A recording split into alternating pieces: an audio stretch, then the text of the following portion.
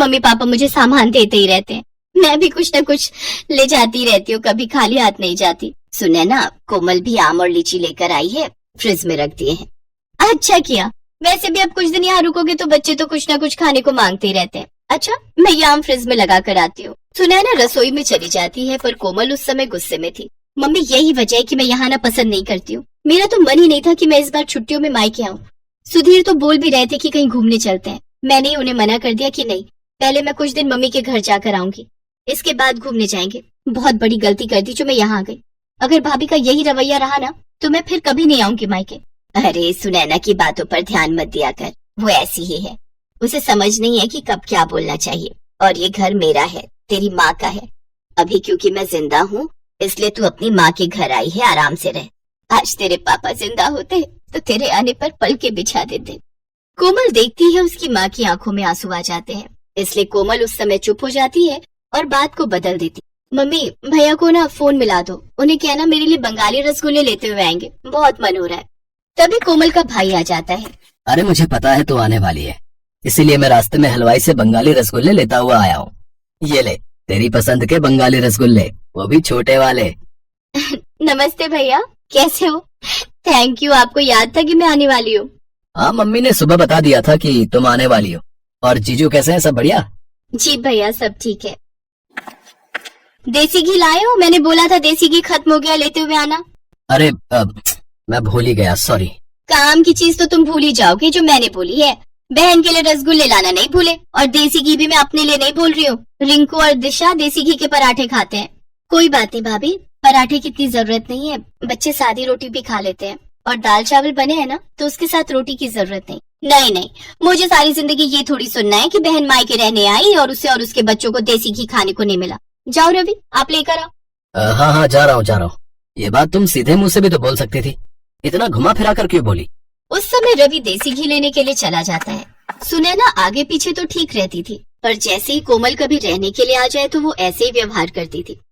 इसी वजह से कोमल मायके आना पसंद नहीं करती थी। वो तो सिर्फ अपनी माँ और भाई की वजह से ही मायके आ रही थी। माँ, इतना याद रखो, मैं बस आपके और भैया के मुंह को यहाँ आती हूँ, वरना भाभी से मुझे कोई उम्मीद नहीं। कोमल का मन ही नहीं लग रहा था क्योंकि उसकी भाभी सुनैना बहुत ही अटपटा व्यवहार करती थी। एक दिन सब लोग घूमने के लिए मॉल गए। पापा, हमें गेम खेलने हैं।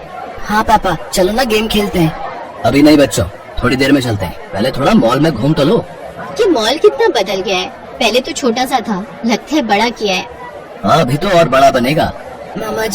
मामा जी कॉर्न्स खाने हैं। और मुझे आइसक्रीम। अभी खिलाता हूँ, चलो सुनैना, आओ आइसक्रीम खा लेते हैं। रवि सबको आइसक्रीम लेकर देता है। रिंकू भी अपनी पसंद के कॉर्न्स और आइसक्रीम ले लेता है। सब लोग आइसक्रीम खाते हैं। चलो बच्चों, अब हम गेम पार्लर चलते हैं, हम सब वहाँ पर गेम खेलेंगे। रवि जैसे ही सबको गेम पार्लर ले जाने लगता है तो वो देखता है कि आज गेम पार्लर बंद है। भैया, गेम पार्लर बंद है। जी, गेम पार्लर बंद है, काम चल रहा है। चलो बच्चों, अब तो गेम पार्लर बंद है, थोड़ा और घूम लेते हैं, फिर घर चलेंगे। रवि सबको घर ले आता है, पर घर आकर सुनैना गुस्से में अपने कमरे में चली जाती है और रवि से बुरी तरह लड़ने लगती है। सुनैना, तुम फिजूल की लड़ाई कर रही हो। मैं लड़ाई कर रही हूँ? ये लड़ाई तुम्हारी बहन और उसके बच्चों की वजह से हुई है। तुम्हें जब चारू और दीपू ने बोला कि पापा गेम पार्लर चलो तो तुमने उनकी बात पर ध्यान नहीं दिया, और जैसे ही तुम्हारी बहन के बच्चों ने तुमसे आइसक्रीम और कॉर्न्स की फरमाइश की तुमने फौरन खरीद कर दे दिए। तुम्हारी बहन तो चाहती यही है कि हम दोनों की लड़ाई हो। वो आती है और हमारे घर में कलेश छिड़ जाता है। चुप हो जाओ सुनैना, कोमल सारी बातें सुन रही होगी, उस पर क्या बीतेगी तुमने सोचा भी है? कोमल इस घर की बेटी है, मेरी बहन है। अगर तुम्हारे घर में तुम्हारे साथ ऐसा हो तो तुम पर क्या बीतेगी सुनैना? थोड़ा होश में आओ, तुमने आज बहुत बोल दिया। कोमल सब कुछ सुन चुकी थी। कुछ देर बाद जब सुनैना शांत हो जाती है, रवि भैया, चारू और दीपू के एडमिशन की बात सुधीर जी ने स्कूल में कर ली है, आप चिंता मत करो। अब इन दोनों का एडमिशन भी रिंकू और दिशा के स्कूल में हो जाएगा। छुट्टियों के बाद आपको एक फॉर्म फिल करना है, बाकी सारी बात सुधीर जी ने कर ली है। जीजू को मेरी तरफ से थैंक यू बोलना। वैसे मैं भी उन्हें पर्सनली फोन कर दूंगा। इतने समय से एडमिशन की वजह से मैं बहुत परेशान था, सुधीर जी ने बहुत बड़ा काम कर दिया। कोमल वापस जा रही है रवि, सुनैना की बातों से इसका मन बहुत दुखा है। हाँ भैया, अब मन बहुत दुख चुका है और आप प्लीज मुझे रोकना मत। मैं नहीं चाहती कि मैं आपके और भाभी के झगड़े की वजह बनूं। मेरी कैब आ गई है, मैं चलती हूँ। कोमल जैसे ही बैग उठाने लगती है सुनैना उसका हाथ रोक देती है। कोमल सॉरी, मैं जानती हूँ मेरी वजह से तुम्हारा मन दुखा। तुम हमारे लिए इतना सोचती हो और मैंने तुम्हें कितना कुछ गलत बोल दिया। ऐसे अचानक मत जाओ, सुधीर जी गलत सोचेंगे। कुछ दिन और रुक कर जाना। बच्चे बहुत मन से अपने मामा मामी के घर आए हैं, मैं ऐसे नहीं जाने दूंगी। मैं जानती हूँ मैंने गुस्से में बहुत गलत बोल दिया, पर मैं ये भी जानती हूँ कि तुम मुझे माफ कर दोगी। भाभी प्लीज आप मेरे से सॉरी मत बोलो, आप मुझसे बड़े हो। सारे गिले शिकवे दूर हो जाते हैं और मन की कड़वाहट खत्म हो जाती है। सुनैना और कोमल एक दूसरे के गले लग जाती हैं। सब कुछ ठीक हो जाता है। रिश्ते फिर से सुलझ जाते हैं। सुनैना ने अपनी गलती मानी और उसे एहसास हुआ कि जैसे वो अपने घर की बेटी है, वैसे ही कोमल इस घर की बेटी है, और अगर उसके साथ ऐसा होता तो उसे कितना दुख पहुंचता। इसलिए सुनैना ने अपने व्यवहार को बदला और रिश्तों में आने वाली दूरियां खत्म हो गई।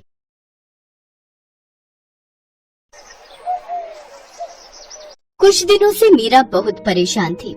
उसकी शादी के बाद जब जब वो अपने मायके अपने भाई भाभीयों से मिलने के लिए जाती तो सब उसे खूब लाड प्यार करते, उसकी खूब खातिरदारी करते। पर कुछ समय से वो उनके नेचर में चेंज देख रही थी, इसीलिए उसका मन भी बहुत उदास था। क्या हुआ बहू, तुम थोड़ी परेशान दिखाई दे रही हो? मुझसे कहो, मैं भी तो तुम्हारी माँ हूँ। माँ जी, शादी से पहले भैया भाभी मेरे से बहुत प्यार से बात करते थे, मेरी छोटी छोटी जरूरतों का बहुत ख्याल रखते थे, मुझे किसी भी चीज की कमी नहीं होने देते थे। पर शादी के बाद मैं जब भी उनसे मिलने जाती हूँ वो मेरे से ठीक से बात ही नहीं करते और यहाँ तक कि मुझसे मिलने भी नहीं आते, और मुझे उन्होंने बुलाना भी बहुत कम कर दिया है। आखिर ऐसा क्या हुआ है जिस वजह से वो लोग मुझसे बात करने से कतराने लगे हैं? हो सकता है बहू ये तुम्हारे मन का वहम हो। पहले तुम उनके साथ रहती थी ना, तो तुम्हें इस बात का एहसास नहीं होता था। अब तुम उनसे दूर हो, इसलिए तो उन्हें ज्यादा याद करने लगी हो, तभी तुम्हारे मन में ऐसे विचार आ रहे हैं। मुझे नहीं लगता कि ऐसा कुछ उनके मन में होगा। एक काम करो, तुम कुछ दिनों के लिए अपने मायके रहकर आ जाओ, इससे तुम्हारे मन का वहम भी दूर हो जाएगा और तुम्हारा उदास मन भी ठीक हो जाएगा। थैंक यू माँ जी, मैं तो पता नहीं क्या क्या सोच रही थी। मैं कल ही मायके रहने चली जाती हूँ। एक काम करती हूँ, मैं उन्हें कुछ बताऊंगी नहीं, उन सबको सरप्राइज दूंगी। अगले दिन मीरा अपने भैया भाभी को सरप्राइज देने के लिए अपने मायके पहुँचती है, पर वहाँ पर तो ताला लगा हुआ था। अरे, घर पर तो ताला लगा हुआ है, हो सकता है निशा भाभी और अलका भाभी कहीं बाहर गई हो। थोड़ा इंतजार कर लेती हूँ। एक काम करती हूँ, निशा भाभी के मोबाइल पर फोन करती हूँ। मीरा अपनी बड़ी भाभी को फोन मिलाती है, पर फोन ही नहीं मिल रहा था। तभी पड़ोसन उसके पास आती है। अरे मीरा बिटिया, कैसी हो? नमस्ते आंटी जी, मैं ठीक हूँ। आपको कुछ आइडिया है कि भाभी कहाँ गई है? वो सब तो घूमने के लिए विदेश गए हैं, 1 महीने बाद लौटेंगे। वो तुम्हारे भतीजे ऋषि का बर्थडे है ना, वही मनाने के लिए गए हैं। विदेश गए हैं? मुझे बताया भी नहीं। आ जाओ बिटिया, यहाँ आ जाओ, मैं चाय बनाती हूँ। नहीं आंटी जी, मैं फिर कभी आऊंगी, अभी मैं चलती हूँ। नमस्ते आंटी। मीरा के दिमाग में बहुत सी बातें चलने लगी। पूरे रास्ते कुछ न कुछ सोचती रही। अजय भैया और विजय भैया तो कह रहे थे कि मेरी शादी के लिए उन्होंने कर्ज लिया है, उनके पास शादी के लिए पैसे नहीं है। पहले ही उनका काम अच्छा नहीं चल रहा, बड़ी मुश्किल से मेरी शादी कर रहे हैं, पर विदेश ट्रिप में बर्थडे के लिए फिर उनके पास पैसे, मुझे कुछ समझ नहीं आ रहा। और यहाँ तक कि घूमने जा रहे हैं, वो भी देश से बाहर, विदेश में। मुझे एक बार फोन करके बताया तक नहीं। उलझन भरी बातें मीरा के दिमाग में चलती रही। जैसे ही वो वापस ससुराल पहुंची तो उसकी सास और पति दंग रह गए। अरे मीरा, तुम वापस आ गई? तुम तो भैया भाभी के घर रहने गई थी ना? क्या हुआ बहू, तुम लौट क्यों आई? भैया भाभी आउट ऑफ इंडिया गए हैं ऋषि का बर्थडे मनाने के लिए। सब लोग 1 महीने बाद लौटेंगे। मुझे एक बार भी फोन करके दोनों भैया और भाभी ने बताया तक नहीं। मैं यही सोच रही हूँ, कम से कम एक फोन तो कर देते। हमसे तो उन्होंने कहा था कि हमारे पास शादी के लिए पैसे नहीं हैं, इसीलिए अमित ने लोन लेकर पूरी शादी का खर्च उठाया था। वैसे मुझे ये बात कहनी नहीं चाहिए बहू, पता नहीं तुम क्या सोचोगी, पर उन लोगों के पास विदेश घूमने के लिए पैसे कहाँ आए, जबकि पूरी शादी तो हमने की है। यही देखते हुए कि उनके पास शादी के लिए पैसे नहीं है। ये तो तुम दोनों की लव मैरिज थी, इसी वजह से ना मैंने कुछ बोला, न तुम्हारे ससुर जी ने और ना ही अमित ने। छोड़ो विमला, ये सब कहने की क्या जरूरत है? बहू पहले ही बहुत परेशान है, ये सब बातें सुनकर ये और परेशान हो जाएगी। कोई नहीं, मीरा हमारी बहू है, हमारा खर्चा हो या इसके मायके वालों का, बात एक ही है। अगले 1 महीने तक मीरा के भाई भाभीियों ने एक भी फोन नहीं किया। अचानक 1 महीने बाद एक दिन जब मीरा अपने पति अमित के साथ बाजार गई हुई थी, वहीं उसकी दोनों भाभियां उसे दिखाई दी, पर वो दोनों उससे नजरें चुराने लगी। सुनो, ये तो निशा भाभी और अलका भाभी है ना? इसका मतलब ये लोग विदेश से वापस आ गए, पर इन्होंने आकर भी मुझे फोन नहीं किया। चलो तो मैं बात करती हूँ। छोड़ो ना मीरा, जब उन्होंने ही तुम्हें याद नहीं किया तो तुम क्यों उनसे बात कर रही हो? रहने दो। नहीं नहीं, ऐसे थोड़ी होता है। जरा पूछूं तो वो मेरी भाभियां हैं, उनसे ये सब पूछने का तो मेरा हक बनता है। रुको मैं अभी पूछती हूँ। मीरा जैसे ही अपनी दोनों भाभियों के पास जाने लगती है, उसकी भाभियां उसे देखकर इग्नोर करके चली जाती हैं। निशा भाभी, अलका भाभी, इधर। अरे, मुझे देखकर भी अनदेखा कर दिया। मुझे कुछ समझ नहीं आ रहा आखिर ये माजरा क्या है। मैंने तुम्हें बोला था ना कि मत जाओ। देखो, उन्होंने तुम्हें देखा फिर भी नहीं रुकी। चलो अब घर चलते हैं। मीरा घर आकर सारी बात अपनी सास को बताती है। अब तो ये सब सुनकर मुझे भी कुछ गड़बड़ लग रही है। तुम्हारे भैया भाभी तुम्हें अनदेखा क्यों कर रहे हैं? कुछ दिन इंतजार करो, देखते हैं, क्या पता वो खुद फोन कर ले। अगले कुछ दिनों तक मीरा ने वेट किया, फिर भी किसी का भी फोन उसके मायके से नहीं आया। एक दिन मीरा अपनी सास के साथ किसी काम से बाजार से लौट रही थी, तो रास्ते में उसे अपने पापा के खास वकील दोस्त मिस्टर शर्मा मिल गए, जिनसे उसे एक ऐसी बात पता चली जिसे सुनकर वो और उसकी सास हैरान रह गए। मुझे तो हैरानी हो रही है मीरा बिटिया कि तुम्हारे दोनों भाइयों ने बंटवारे का हिस्सा तुम्हें नहीं दिया, जबकि तुम्हारे पापा तो 3 हिस्से करके गए थे। उन्होंने तुम्हारी वसीयत में यही लिखा था कि तीसरा हिस्सा तुम्हारी शादी और तुम्हारे दूसरे खर्चों के काम आएगा। पता नहीं अचानक से तुम्हारे दोनों भाइयों ने मुझे मना कर दिया और मेरी जगह किसी और वकील को हायर कर लिया। मुझे बात ही समझ नहीं आई। अब मैं क्या ही बोलता कि मुझे क्यों हटा रहे हो। मेरा बोलना भी सही नहीं था ना, पर मैं ये तो कहूँगा बेटी कि तुम्हें अपने हक का पैसा लेना चाहिए। वो तुम्हारे पापा की आखिरी इच्छा थी कि तुम्हें भी बंटवारे का हिस्सा मिले। मुझे कहना तो नहीं चाहिए, पर कहीं ना कहीं मुझे लगता है कि तुम्हारे भाई भाभीियों ने तुमसे बेईमानी की है। मैं यकीन नहीं कर सकती कि मेरे अपने सगे भाई मेरे साथ ऐसा करेंगे। वकील अंकल, प्लीज मेरी हेल्प कीजिए ताकि मैं अपने हिस्से के पैसे अपने भाई भाभीियों से ले सकूं। एक बार वो कहते तो सही कि बहन, हम तुझे बंटवारे का हिस्सा नहीं देना चाहते, तो मैं हंसते हंसते वो पैसे उन्हें दे देती।